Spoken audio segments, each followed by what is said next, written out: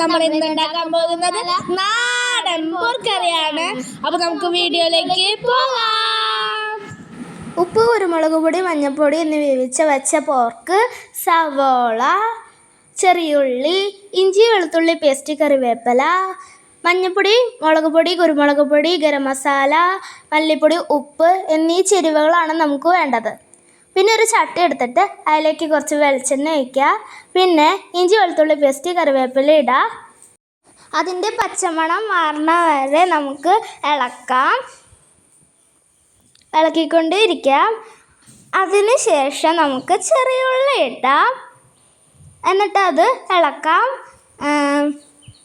പിന്നെ അതിലേക്ക് സവോള ഇടാം. സവോള ബ്രൗൺ കളർ ആവണ വരെ നമുക്കതൊന്ന് വഴറ്റി കൊടുക്കാം.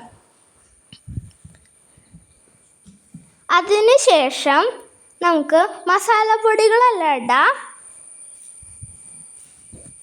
മസാലപ്പൊടികൾ ഇട്ടിട്ട് അതൊന്ന് നന്നായിട്ട് ഇത് ഇളക്കി കൊടുക്കാം. പിന്നെ നമ്മൾ വേവിച്ച് വെച്ച പോർക്കിറച്ചി അതിലേക്ക് ഇടാം.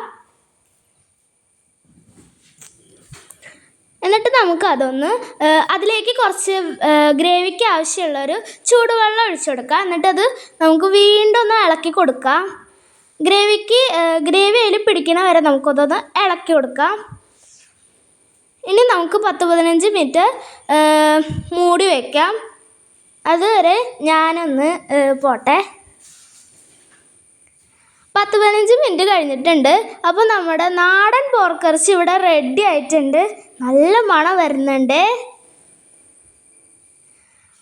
ലാസ്റ്റായിട്ട് നമുക്കതിലേക്ക് കുറച്ച് മല്ലിയിലയും കൂടി വിതറി കൊടുക്കാം.